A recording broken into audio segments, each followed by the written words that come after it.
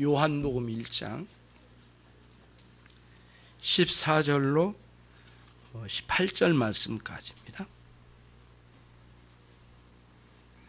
요한복음 1장 14절 제가 먼저 읽겠습니다. 말씀이 육신이 되어 우리 가운데 거하심에 우리가 그 영광을 보니 아버지의 독생자의 영광이요 은혜와 진리가 충만하더라. 요한이 그에 대하여 증거하여 외쳐가로되 내가 전에 말하기를 내 뒤에 오신 이가 나보다 앞선 것은 나보다 먼저 계시니라 한 것이 이 사람을 가리킵니다. 우리가 다 그의 충만한 데서 받으니 은혜 위에 은혜로라. 율법은 모세로 말미암아 주신 것이요 은혜와 진리는 예수 그리스도로 말미암아 온 것입니다. 마지막 18절 같이 읽습니다. 본래 하나님을 본 사람이 없으되 아버지 품속에 있는 독생하신 하나님이 나타내셨느니라. 아멘. 요한복음 서문 마지막 단락입니다. 1절로 18절 말씀까지가 요한복음 서문입니다.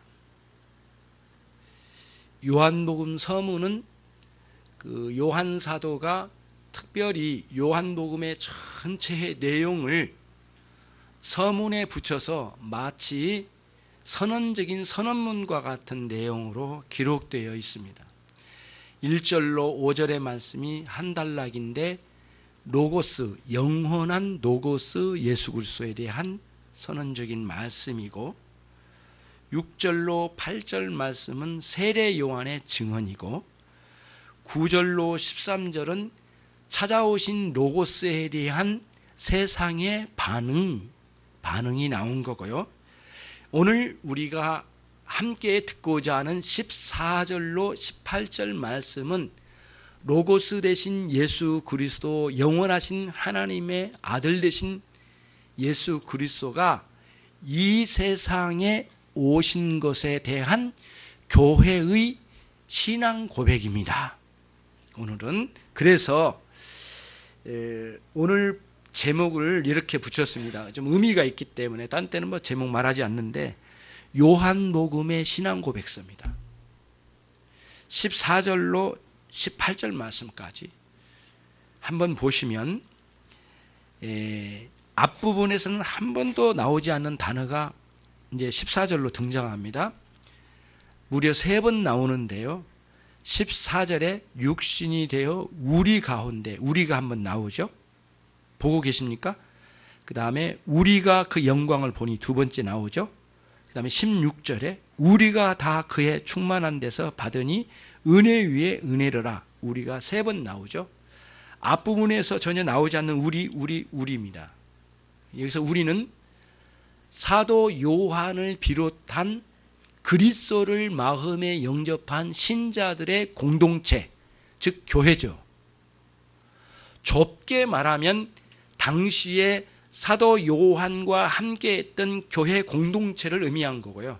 조금 넓게 하면 로마 제국하에서 여러 나라로 흩어져 있는 디아스포라, 흩어진 유대인 전 부분을 말한 거고요. 조금 더 넓게 하면 오늘날 여러분과 제가 살고 있는 이 시대의 진정한 그리스도인들까지 보편 교회에 해당되는 모든 그리스도인들을 의미하는 내용으로 우리가 이렇게 계속 사용되고 있습니다. 그래서 앞부분 9절로 13절은 로고스이신 메시아가 오심에 대한 세상의 반발이고 14절로 18절은 로고스이신 예수 그리스도가 오심에 대한 교회의 환영, 영접, 반응, 신앙 고백이라고 말할 수 있겠습니다. 전체 흐름이 이제 이런 내용들이에요. 그래서 요한복음의 신앙 고백서 이렇게 이름을 붙여도 크게 다르지 않을 것 같습니다. 여러분이 아신 것처럼 마태복음 16장에서 16장 16절 베드로가 예수님에 대한 신앙 고백을 합니다. 너희들은 나를 누구라 하느냐라고 하는 주님의 말씀에 대한 신앙 고백인데, 주는 그리스도시요 메시아, 하나님의 살아계신 하나님의 아들이십니다. 이 고백에 대해서 예수님께서 굉장히 기뻐하시고, 이런 고백은 사람으로부터 온 것이 아니라 하늘에 계신 아버지로부터 온 참다운 신앙의 고백이니라, 이리 말씀해 주셨습니다. 그런 마태복음 16장 16절에 있는 제자들의 대표로 나와서 한 고백이었던 베드로의 신앙 고백과 흡사하게 오늘은 요한 사도도 전 교회 앞에 그리고 세상에다 향해서 자신과 온 교회의 예수 그리스도에 대한 신앙 고백을 14절로 18절에 선언적으로 내놓은 것입니다. 그러면 이런 질문이 하나 나옵니다. 왜 요한 사도는 요한복음을 기록하면서 이런 신앙 고백을 기록했을까요? 이제 그런 의문이 하나 나와요. 여러 가지 상황이 있는데 안팎으로 커다란 문제, 환난, 종교적이거나 정치적, 군사적인 어려움들이 많이 휘몰아쳐 왔습니다. 안쪽으로는, 교회 안쪽으로는 이단이 매우 득실거렸고요. 그 대표적인 이단이 영지주의자들이었는데, 이 영지주의자들이 가지고 있는 사상은 영과 혼이 나뉘어진 상태로, 분리되어진 상태로 존재함, 또는 이런 의미입니다. 만약 인간 안에 있는 영혼은 처음부터 끝까지 선한 거고 육신은 더러운 거다. 그렇기 때문에 인간이 죄를 저지른 것은 육신의 더러움 때문이고, 죄 때문이고, 안에 있는 영혼은 죄된 것이 아니다 라고 하는 그런 이원론적인 사고방식을 가지고 있는 영지주의자들이 교회 안에 침투했습니다. 그 원리로 가면 어떤 현상이 일어나냐면은, 인간이 죄를 저질러도 영혼에는 영향을 끼치지 않기 때문에 아무 문제가 안 된다, 이런 논리가 서버리고 죄에 대한 책임 회피가 나와버리는 거고요. 거기서 회개할 필요가 없게 되는 것이죠. 그리고 문제는 또 다음입니다. 예수님께서 이 세상에 인간의 몸을 입고 오셨는데 예수님이 어떻게 더러운 인간의 몸을 입고 오셨겠느냐? 그렇지 않다. 예수님은 그냥 혼령으로만 이 세상에 오셨다가 휙 하고 다시 가신 것이다.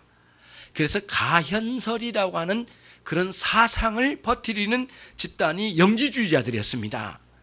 그러니까 요한 사도로서는 교회에 커다란 적수가 나타난 것으로 보았던 것입니다. 그래서 예수 그리스도는 인간의 몸을 입고 우리와 똑같이 인간의 몸을 입고 오셨다. 그러나 그분에게는 죄가 없으시다. 이게 예수님에 대한 신앙 고백적인 가르침이었는데, 영지주의자들은 정반대로 예수님은 그럴 리가 없다. 인간은 모두 더러운데 이 손과 발 이런 육체는 다 더러운 건데 왜 어떻게 예수님이 이런 육신을 입고 오셨는가? 그렇지 않다라고 주장을 하면서 등장했던 사람들이 영지주의자들이었어요. 그래서 영지주의자들 계속 그 방향으로 밀고 나가면 예수님께서 십자가에 죽으신 것은 사실은 가짜다. 그런 주장으로 나가게 되고, 예수님께서 부활하신 사건은 실제로 죽은 것이 아니라 죽은 것처럼 있다가 그냥 살아나셔서 승천하신 거다. 이런 논리로 가연설 이런 내용들로 수많은 기독교인들을 향하여 사상적으로 이단적 사상으로 공격해 들어왔습니다. 이게 교회의 최대의 위기였습니다. 로마 제국이 교회를 향한 핍박은 문제가 되지 않는 겁니다. 교회적으로 볼 때는 가장 위기가 뭐냐면 교회 안에 더러운 사상이 들어와서, 이단 사상이 들어와서 교회의 성도들의 마음을 혼란케 하는 게 큰 위기였습니다. 이게 하나의 신앙 고백과 같은 내용을 선포하지 않으면 안 되었던 이유 중에 하나이고요. 두 번째는 이러한 상황 속에서도 큰 그 시대적인 흐름이 있었습니다.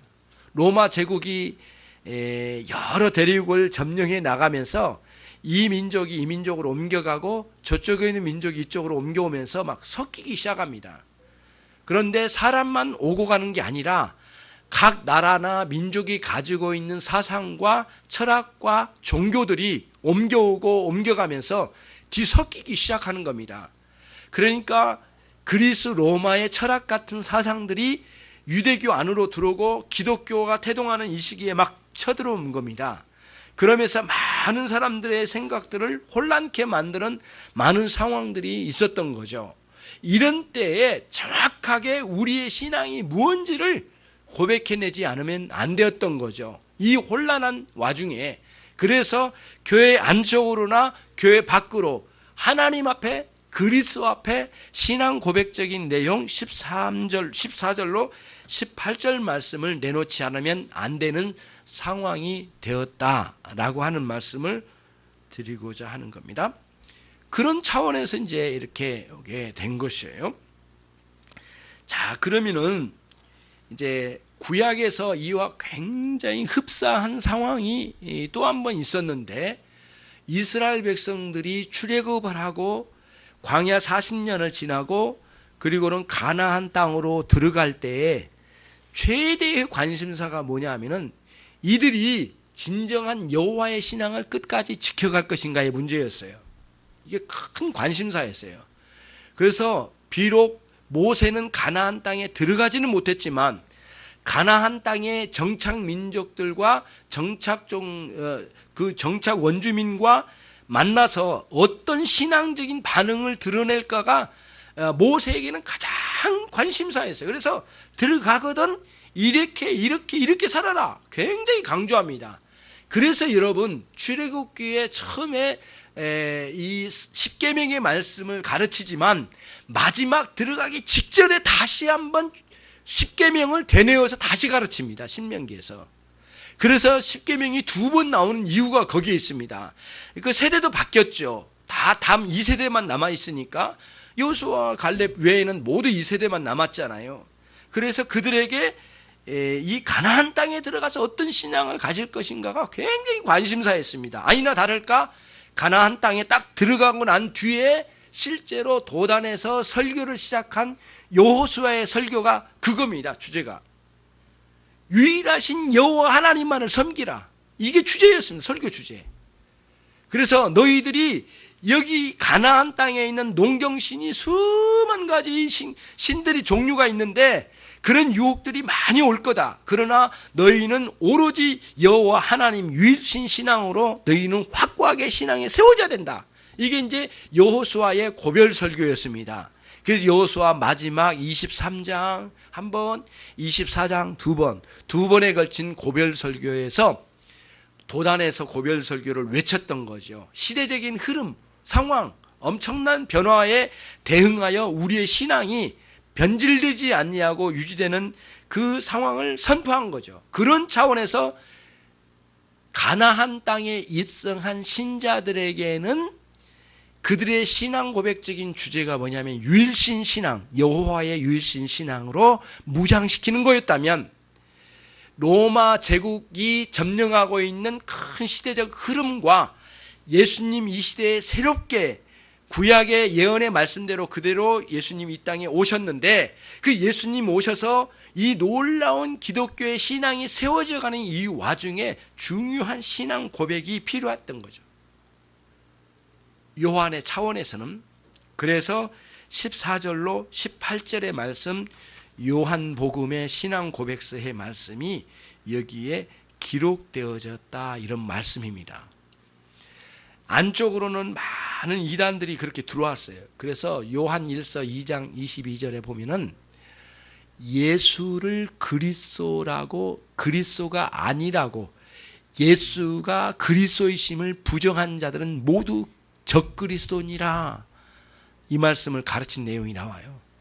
바울 사도의 가르치기만 하지만은 디모데전서 4장 1절로 4절 말씀에서는 심지어는 이거는 귀신들의 가르침이다 라고 가르치고, 갈라디아서 1장 같은 경우에는 그리스도를 대적하는 아주 악한 무리들이라고 이렇게 선언을 해서 적그리스도에 대한 지적사항이 여기저기 막 쏟아져 나옵니다.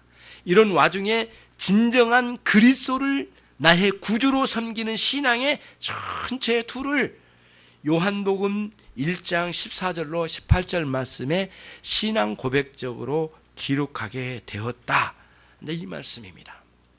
이 전체적인 배경입니다.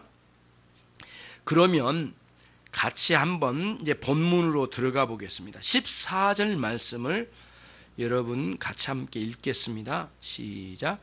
말씀이 육신이 되어 우리 가운데 거하시매 우리가 그 영광을 보니 아버지의 독생자의 영광이요 은혜와 진리가 충만하더라. 말씀이라고 했죠. 로고스랍니다. 로고스인데요. 이 본문에 보면은 1절에서 3번 등장하고 갑자기 14절에 등장합니다. 1절에서 로고스의 등장, 말씀이신 예수 그리스도의 등장은, 언급은 영원한, 그러니까 영원한 선제성, 그러니까 예수님의 존재는 이 땅에 태어나실 때 존재하신 것도 아니고, 구약시대 때부터 존재하신 것도 아니고, 창조시대 때부터 존재하신 것도 아니고, 그 이전에 영원한 하나님 아버지와 영원히 존재하신 분이다. 근데 그분이 로고스시다, 이런 말씀이에요. 그리고 그분이 만물을 창조하셨다, 이 선언까지 나와요. 그러니까 창조주, 영원한 선제성, 두 가지가 1절에서 굉장히 강조되고요. 그리고는 이제 14절에 또 갑자기 이제 로고스가 또 등장해요. 그러면 여러분과 제가 이런 거예요. 왜 예수님을 로고스라고 이렇게 언급을 했을까의 문제가 크게 이제 대두됩니다.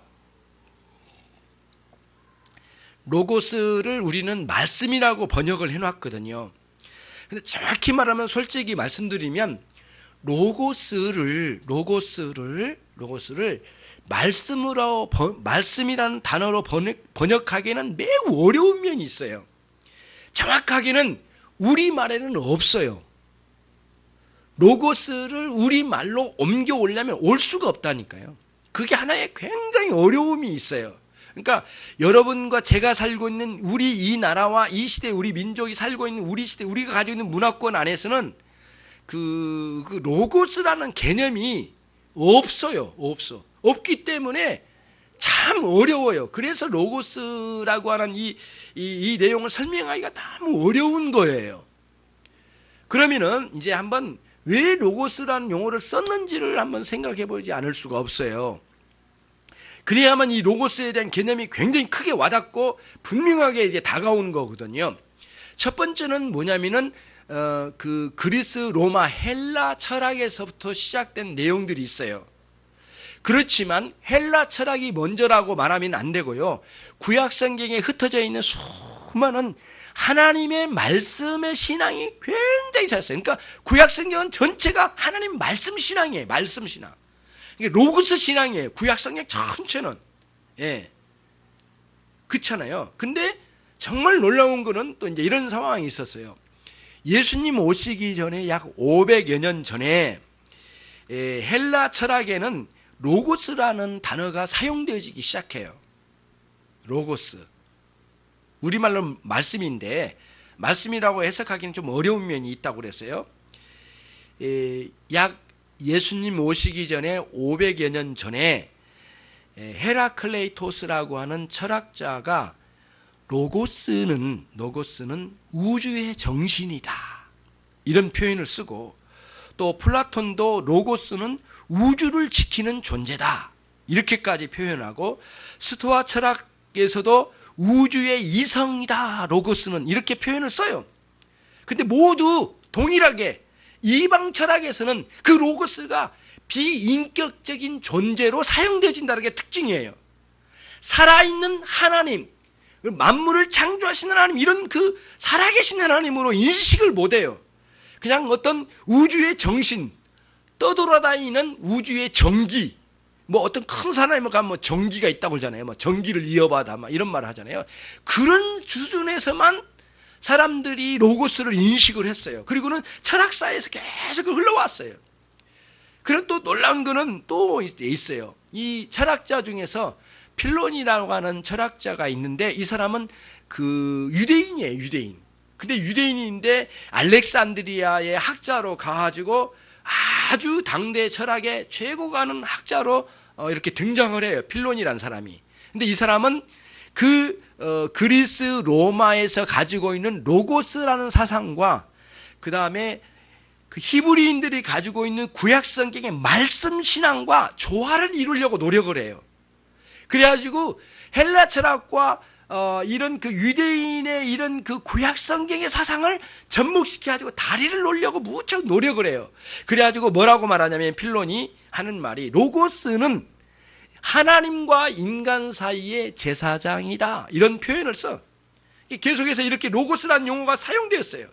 그래서 예수님을 믿는 사람이든 믿지 않는 사람이든 유대인이든 헬란이든 뭔가 좀 지적으로 갖춰져 가고 이 세상의 우주 만물에 대해서 고뇌하면서 뭔가 좀 생각할 줄 아는 사람 정도 된 사람들은 로고스라는 단어가 익숙해져 있는 거예요. 그러나 그들은 거짓된 생각, 거짓된 상상으로 우주의 정신 정도로만 생각을 했던 거예요. 그러나 더 오래전부터 하나님의 말씀 신앙으로 꽉 채워진 구약의 39권의 말씀에는 금싸라기 같은 로고스 신앙이 가득 채워졌어요. 이 철학자들 말하기 전에 이미 그 안에 쭉 흘러갔어요. 하나님은 만물을 말씀의 능력으로 창조하시니라. 또 히브리서 1장 3절에 보면은 그리스도 그분은 만물을 말씀의 능력으로 붙드시니라. 이런 표현들이 계속 나와요. 그러면서 이제 이런 내용들이 이제 이렇게 산적 양쪽에 이제 이렇게 있는 거예요. 그런데 요한 사도가 이런 상황을 다 파악을 한 거예요. 지금 그리고 이쪽에 헬레니즘과 헤브라이즘이 이제 만나는 거예요. 지금 이 두 양대의 사상이 흐름이 만나기 시작한 거예요. 그 중심에 요한 사도가 막중한 사명감을 가지고 예수 그리스도 메시아신 그리스도를 만난 그분에 대하여 설명을 하는 거예요. 그리고 양쪽에 흩어져 있는 로고스 사상을 모두 다 이렇게 정리하고 이거를 딱 하나로 압축하여 정확하게 제시해요.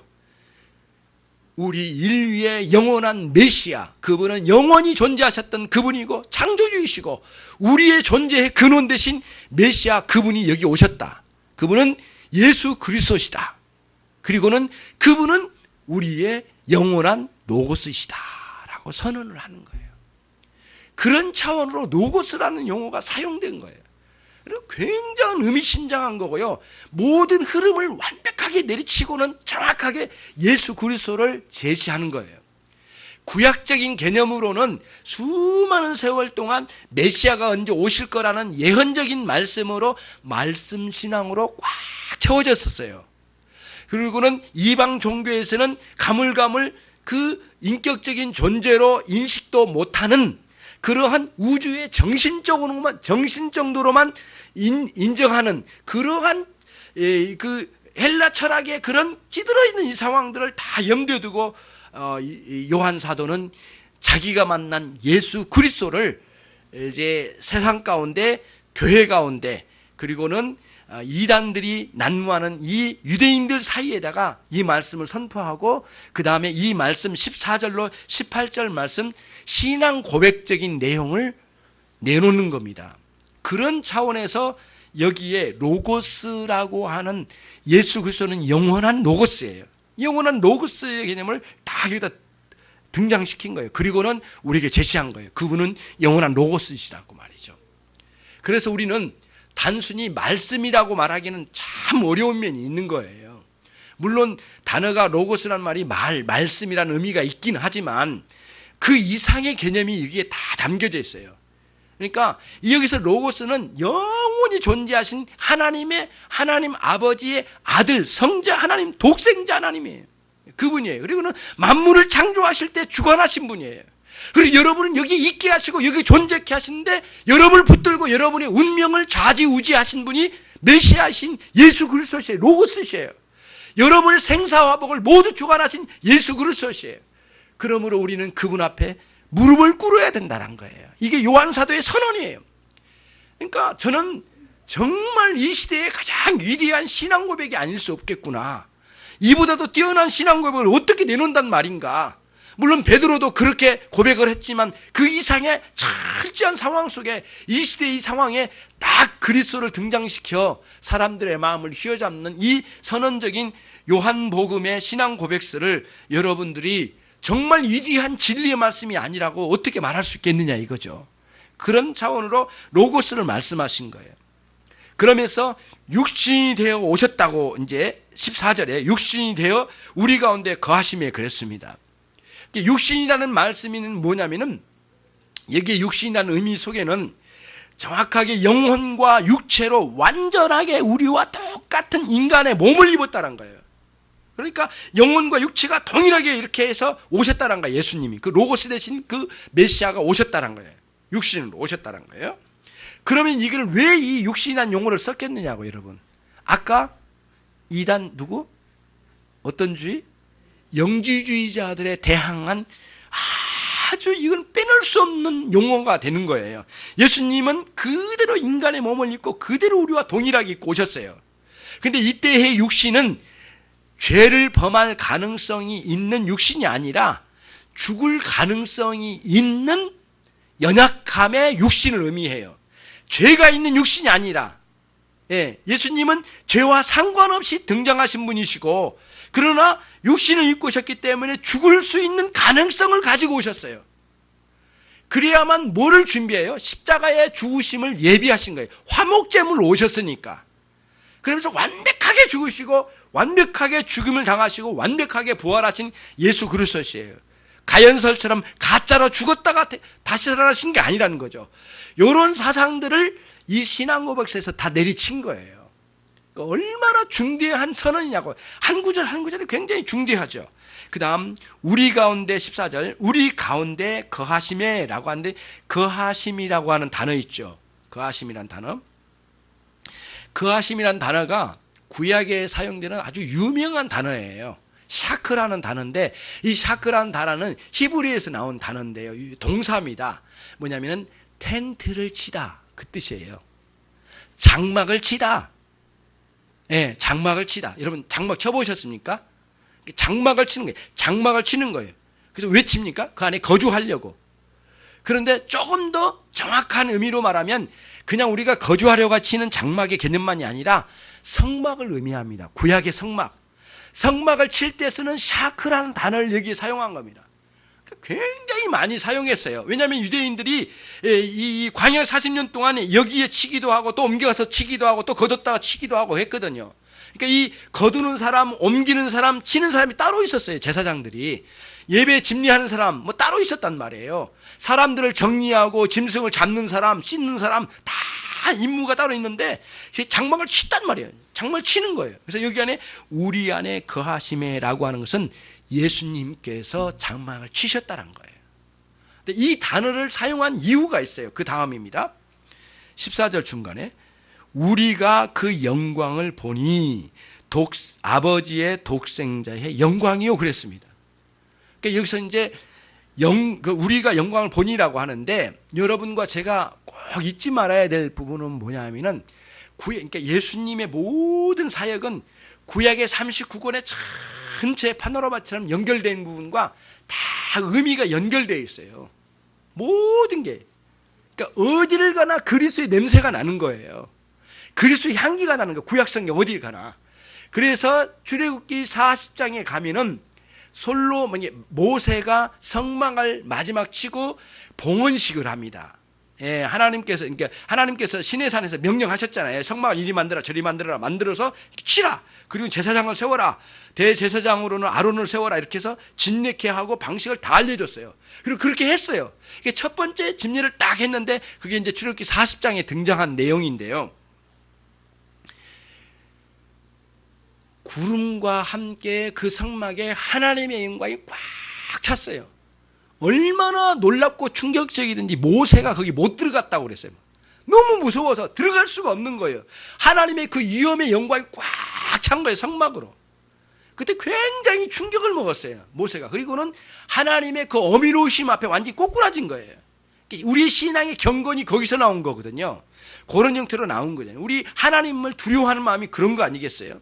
그 영광이 꽉 찼어요. 근데 그때는 구름과 함께 매개체를 통하여 하나님의 영광을 보여주셨다는 거예요. 근데 요한 사도가 여기서 지금 말하는 거예요. 그때는 그린 방식으로 매개체를 통하여 하나님의 영광을 드러내셨지만 이제는 우리가 그 영광을 보니 아버지의 독생자의 영광이라 이렇게 했거든요. 그러니까 독생자의 영광이라 유일하시고 참되신 하나님 아버지의 아들 되신 그분의 영광이라는 거예요. 정확히 표현하면 이거예요. 하나님의 영광의 본체가 오셨다는 거예요. 예전에 구약 성경에서는 하나님의 영광을 본 사람이 있었단 말이에요. 있긴 있었는데 그거는 모두 어떤 매개체를 통하여 어떤 현상과 매개체를 통하여 알려줬지만 요한 사도가 말하고 있는 이 지금 그 독생자 하나님 아버지의 독생자의 영광이란 그 영광의 본체가 오셨대요. 본체적인 영광. 다른 것은 반사체적인 영광이었어요. 지금은 아니라는 거예요. 그러니까 요한 사도가 굉장히 여기에 힘을 실어서 그렇게 이야기하고 있는 거예요. 영광의 본체이신 그리스도가 여기에 오셨다 말씀. 그리고는 그 영광의 내용이 뭐냐? 그 예수님이 영광의 본체이신 그분이 우리에게 나타낸 영광의 그 내용이 뭐냐 이거예요. 그건 두 가지로 딱 나뉘어진다는 거예요. 바로 이어서 나오죠. 뭐죠? 은혜와 진리가 충만하더라고요. 그리스도 안에서의 경험의 영광은 두 가지로 분리된다 이거예요. 명백하게 하나는 은혜, 하나는 진리. 예. 이 두 가지로 충만하시되 아주 넘쳐난다는 거예요. 부족함 없이. 예. 그거를 여기서 이제 의미하는 거죠. 그러면 이제 문제는 뭐냐면은 은혜는 뭐고 진리는 뭐냐 이거예요. 은혜는 뭐고 진리는 뭐냐.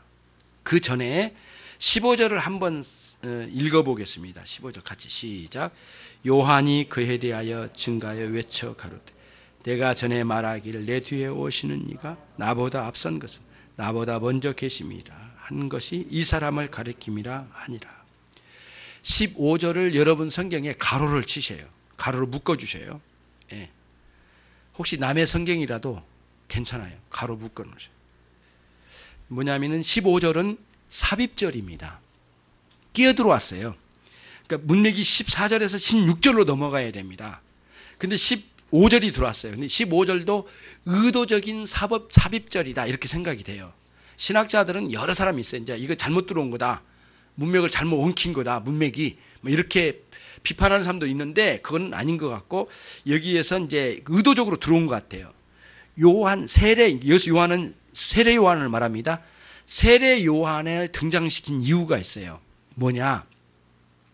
세례 요한은 단순히 예수님 오신 길을 예비한 사람만은 아니에요. 그런 의미만 있는 건 아니에요. 세례 요한은 유대교에서 기독교로 넘어오지 않는 사람도 인정된 사람이 세례 요한이에요. 그럼 무슨 뜻이냐? 구약의 39권을 인정하는 유대인들 있잖아요. 그 유대인들도 세례 요한까지는 인정을 해요. 그럼 무슨 뜻이냐면은 세례 요한은 구약의 모든 선지자의 대표격으로 그리스도 앞에까지 딱 온 사람이 세례 요한이에요. 예. 이렇게 말하면 수십 명, 수백 명, 수만 명의 구약의 선지자가 있다고 쳐요. 예? 수백 명의 구약의 선지자들이 있어요. 그 모든 선지자들은 갔어요. 그러나 딱 한 사람이 메시아의 이 땅에 오심을 배웅 나오신 분이 누구냐면 세례 요한이에요. 예수님을 배웅 나온 선지자. 딱 이렇게 생각하면 돼요. 그러면은 요한 사도로서는 세례 요한을 등장시키지 않으면 안 되는 상황이에요. 왜? 자기가 생각하는 이 기독교 안에는 유대교에서 온 사람도 있거든요. 세례 요한의 세례 요한의 영향력이라는 엄청났다고 그래요. 요세푸스의 글을 보면은 그 유대의 나라를 완전히 들었다 놨다 했대요. 세례 요한의 한마디에 나라가 확 뒤집혀질 정도였대요. 그러니까 제일 두려워한 사람이 예수님이 아니었고, 예수님은 매우 조용하게 인자하게 복음을 전하셨는데 세례 요한은 한마디에 나라가 막 휘청휘청한 거예요. 이 군중이 막 구름대처럼 왔다 갔다 해버리니까, 그래서 항상 그 군사들을 풀어서 경계를 했다고 해요. 실제로. 그래가지고 그 정권을 잡은 헤롯이나 이런 무리들이 아주 신경을 곤두세웠대요. 그러니까 언젠가는 세례요한을 죽여버려야만 되는 상황이 왔다는 거예요. 실제로 죽였잖아요. 그 정치의 그 맥락에서 죽였거든, 세례요한을. 그리고 굉장히 큰 거예요. 그래서 유대인들은 모두 세례요한을 신뢰했어요. 그리고는 430년 만에 등장한 선지자니까 엄청난 아주 파격적인 상황이 온 거예요, 지금. 그럴 때의 세례요한의 무게감은 굉장히 큰 거예요. 우리가 생각한 것보다는 상상을 초월하는 그런 의미로 세례요한이 등장한 거예요. 그래서 여기에 구약의 모든 말씀의 근거의 고리를 세례요한으로 연결을 시킨 겁니다. 그래서 예수님 이분은 구약과 떨어지지 않고 나눠지지 않는, 구약이 기다렸던 그 언약의 메시아가 이분이시다라는 의미로 세례요한을 딱 넣은 거예요. 가로쳐서. 그런 의미로 삽입절이 들어온 거예요. 굉장히 이러지 않으면 안 되는 상황이 왔었던 것 같아요. 그런데 그러면은 은혜와 진리에 대해서 이제 설명을 하는 거죠. 그러면 은혜는 뭐냐? 그래서 은혜는 뭐냐면은 간단하게 말하면 은혜는, 여기서 말하는 은혜는 예수 그리스도의 구원의 은혜예요. 구원의 은총을 의미합니다. 그러니까 예수님 안에 하나님의 독생자의 영광이 충만했는데 흘러 넘친다는 거예요. 근데 예수님 안에는 완벽하게 우리를 구원하실 수 있는 완전함이 다 있으시다는 거예요. 흠이 없는 구원주로서 완전하게 오셨다는 거예요. 더 이상 건드릴 수 없고 시비할 수 없을 정도로 부족함이 없는 완전한 구원주로 오셨다는 거예요. 그런 의미의 예수 그리스도 안에 있는 독생자의 영광 안에는 그리스도 안에 구원이 확실히 그분에게 있다. 이분을 떠나서는 안 된다. 이분을 떠나서는 어디 가나 구원주라고 말한 모든 존재는 결핍이 있고 문제가 있고 결점이 있을 거다. 그러나 우리 주 예수 그리스도만큼은 완전한 구원주이시다. 그런 의미의 충만하시다는 속에다가 뭘 넣냐면 은혜, 구원의 은총을 여기 담은 거예요. 구원의 은총. 그 의미를 여기 담은 겁니다. 그래서 여러분과 제가 은혜를 사모한 자는 그리스도를 떠나서는 단 한순간도 은혜를 누릴 수 없어요. 뭐 성령의 은혜 막 이렇게 말하지만 모두 예수 그리스도를 통하여 성령을 보내주신 거고 그 성령에 의하여 우리에게 은혜의 역사를 일으키신 거거든요. 그러니까 여러분과 저는 그리스도와의 단절된 순간, 어느 순간도 그 은혜를 누릴 수 없어요. 은혜를 사모하지도 말아요. 그리스도 밖에서는 구하지도 말고 찾지도 말아요. 예. 그것을 여기서 이제 강조한 겁니다. 구원의 은혜. 그러면은 이제 그 다음 진리입니다. 진리. 그 다음 진리는 뭐냐면은 이런 거죠. 예수님 안에서 비춰지는 하나님의 영광인데 진리가 비춰지더래요. 그러니까 진리의 비춰짐이 뭐냐? 하나님이 하나님 되심, 그리고 그 하나님이 만물을 창조하시고 온 세상을 붙드시고 계획하시고 말씀하시고 때가 되어 이 땅에 오셨는데 예수님을 통하여 하나님 안에 있는 무한한 가르침, 그리고 존재의 진실, 하나님 되심, 그분의 영원한 성품, 모든 가르침이 예수 그리스도 안에 다 있더라는 거예요. 이게 요한 사도의 고백이에요. 그게 진리거든요. 원래 진리란 국어사전을 찾아보면 이런 내용이에요. 사람이 이 땅에 살아갈 때에 영원히 변치 않는 사람의 삶의 도리, 이치, 삶의 이치, 이게 진리입니다. 이게 이제 국어사전적인 진리거든요. 그러니까 우리 인간의 존재가 이 땅에만 사는 거 아니잖아요. 우리가 지금 예수님을 믿고 난 뒤에 우리가 알게 됐잖아요. 우리가 여기만 사는 게 아니라 영원히 하나님 나라에 살게 되잖아요. 그런 모든 영원한 존재의 이치를 다 이 진리에 담아 놓으신 거예요. 예수님을 만남으로 이 모든 진리와 은혜의 세계를 마음껏 누릴 수 있다는 거예요. 예. 만약에 다른 길로 가면 모두 배고파 죽을 거란 거예요. 예. 다른 길로 가면 구원의 은총도 경험할 수 없고 그 진리를 맛볼 수 없고 앙상한 가지만 남고 삐쩍 말라 죽고야 말 거다. 멸망하고야 말 거다. 오로지 그리스도만이 은혜와 진리로 충만하시더라. 이렇게 설명을 해내는 겁니다. 그리고는 16절로 이제 넘어온 겁니다. 같이 읽습니다. 시작. 우리가 다 그의 충만한 데서 받으니 은혜 위에 은혜라. 우리가 받은 그 이제 더 뭐 그런 거 충만한 은혜를 이제 그 받는 거죠. 근데 여기서는 뭐라고 했니? 은혜 위에 은혜라고 했거든요. 근데 여기서 그 은혜 위에라고 하는 단어 있잖아요.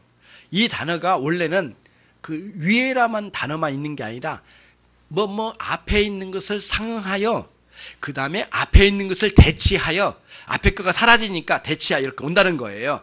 대타로. 아니면 앞에 거가 있는데 거기에 추가해서 이런 개념보다는 이미 앞에서 누렸지만 그런 것들은 밀려가고 또 다른 엄청난 그 은혜가 밀려왔다는 거예요. 그래서 앞에 있는 은혜는 구약적인 은혜예요. 구약 시대의 은혜를 말한 겁니다. 앞에 있는 은혜는. 그럼 뒤에 있는 은혜는 새 시대, 새 언약의 은혜예요. 앞에 있는 옛 언약의 은혜이고 새 시대의 은혜라는 거예요. 예수님이 가지고 오셨다는 거예요. 그 은혜를. 예. 그러니까 구약의 은혜가 잘못됐다는 게 아니에요. 구약의 은혜는 언약의 은혜, 약속의 은혜, 기다림의 은혜, 끊임없는 그토록 기다렸던 기다림의 은혜였어요. 근데 그 뒤에 있는 은혜는 뭐예요? 그 기다림의 성취의 은혜예요. 완성의 은혜예요. 이루어짐의 은혜예요. 그토록 기다렸던 구원의 은혜가 성취됐다는 거예요. 그리스도로 말미암아. 그래서 은혜 위에 은혜라. 그 은혜가 있는데 그 은혜, 그 기다렸던 그 은혜가 이제는 성취된 은혜로 완전히 이루어졌다. 그래서 은혜 위에 은혜라. 은혜의 그 은혜, 구약적, 언약적, 옛 시대의 옛 언약의 은혜를 상하여 대응하여 새로운 시대의 새 언약의 은혜가 도래하였다. 그런 의미로 은혜 위에 은혜로라는 표현을 쓴 겁니다. 엄청난 거죠. 그러니까 지금 요한 사도는 구약 성경 전체를 한 손에 잡고 그 다음에 헬라 그리스 철학을 한 손에 잡고 그 다음에 이단 사상들을 한 손에 쥐고 뒤 흔들어 놓는 거예요. 그리고는 신앙 고백으로 탁 꽂아버린 거예요. 조금도 누구도 여기에 대해서 시비할 수 없는 완벽한 그런 신앙 고백적인 그 상황 속에서는 내놓는 것이죠. 그럼 굉장히 감명스러워요. 너무 놀라워요. 여러분과 저는 여기서 교훈을 얻는 게 뭐냐면은 최소한 기독교인이라면 자기 신앙 고백 정도는 있어야 돼요. 예? 자기 신앙 고백 정도는 살아 있어야 된다는 거죠. 그럼 여러분의 신앙 고백이 뭐예요? 사도신경 좋아요. 그러면은 사도신경의 고백으로 목숨을 걸고 신앙생활을 해야 되죠. 아니면 아직은 아닌 것 같네요. 그러면 여러분 예수님 메시아이십니까? 여러분에게? 그럼 여러분들의 생애를 다 걸어서 그분을 메시아로 모셔야 되지 않겠느냐고요. 내 생애의 주관자이신 그분이에요. 나의 존재를 있게 하신 그분이에요. 매 순간 나와 동행하신 분이에요. 내 외로움을 모두 앗아가고 새로운 은총으로 덮여주실 분이 그분이에요. 그분이 메시아시잖아요. 만약 여러분의 신앙 고백이 이런 뭔가 뚜렷한 신앙 고백이 여러분 안에 없다면 여러분 신앙은 아닐 거예요. 그건 기독교 신앙이 아닐 거예요. 아니면 잠들어 있거나 깊이 시험 들었거나 그러거나 아니면 주님을 향하여 반항심을 가지고 지금 신앙생활의 모양만 갖추진 않았습니까? 여기에 대한 도전이에요. 요한 사도는 여러분들에게 불꽃 같은 신앙 고백을 던지는 거지 그럭저럭 대충 살아라고 말씀해 주신 적이 없는 거예요. 이런 차원에서 굉장히 중대한 선언적인 말씀들이 여기에 쏟아져 나와요. 요한 사도가 이 기록할 때는 95년도쯤으로 여겨지거든요. 반모섬에 낮과 밤의 기온차가 30도, 40도 차이를 이루는 엄청난 극한 상황, 어떤 동물도 살아갈 수 없는 이 반모섬에서 글을 썼단 말이 있어요. 그러니까 상황이 지금 그런 상황이에요. 그러니까 이리하신 우리 주 예수 그리스도를 만난 바울도 그렇고 이 요한 사도도 그렇고 말이죠. 이 요한 사도는 특별히 더 독특한 면은 뭐였냐면은 본래는 세례 요한의 제자였어요. 예, 안드레와 함께 세례 요한의 제자로 있다가 그 다음에 이렇게 예수님의 제자로 돌아온 사람이 요한 사도 안드레였단 말이에요. 그러니까 요한 사도는 세례 요한의 무게감을 다 아는 거예요. 그래서 세례 요한의 메시지도 알았고 중심 메시지를 다 붙잡고 있는 사람이 이 요한 사도였다 이런 말씀이에요.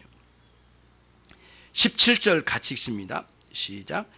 율법은 모세로 말미암아 주신 것이요 은혜와 진리는 예수 그리스도로 말미암아 온 것이니라. 우리는 17절을 잘못해가지고 이렇게 난도질을 할 때가 있어요. 앞부분에 율법과 모세로 말미암아 주신 율법은 모세로 말미암아 주신 것과 뒤에 있는 예수님과의 대결 구도로 이야기할 때가 많은데 그렇게 읽으면 안 되고요. 앞에 있는 부분은 아까 제가 좀 전에 말씀드렸는데 옛 언약의 신앙의 세계에서는 율법으로 말미암아 메시아를 기다리게 하였다. 그런 의미로 주어진 거예요.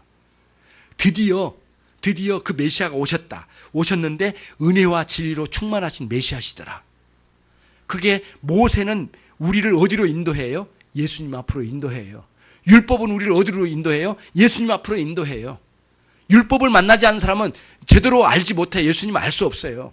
율법을 통해서 율법의 가르침을 통하여 예수님 앞으로 인도됐거든요. 그런 의미예요. 그러니까 이게 단절되기가 끊어서 대결 구도가 아니라 오히려 앞부분은 뒷부분에 있는 은혜와 진리로 충만하신 그리스도 메시아가 오심을 예비하고 준비하고 우리를 안내하고 인도했다는 거예요. 우리를 손잡고 거기까지 인도해 줬다는 거예요. 예수님 앞에까지. 이게 굉장한 의미가 이제 있는 거죠. 이게 그런 차원으로 17절 말씀이 주어진 거죠. 18절 말씀 다시 한번 18절 읽겠습니다. 시작. 본래 하나님을 본 사람은 없으되 아버지 품속에 있는 독생하신 하나님이 나타내시느니라. 여기에 본래 하나님을 본 사람이 없으되라고 했죠. 근데 여러분 그 모세의 사건을 여러분 아실 거예요. 출애굽기 33장에 기록되어 있는데 어느 날 모세가 막 울부짖어요. 하나님, 나 제발 좀 한번 보여주십시오. 내 육신의 눈으로 한번 보고 싶습니다. 하나님. 그 음성으로 들려주고 막 엄청난 역사를 이렇게 나 제발 좀 하나님 뵙고 싶어요. 하나님.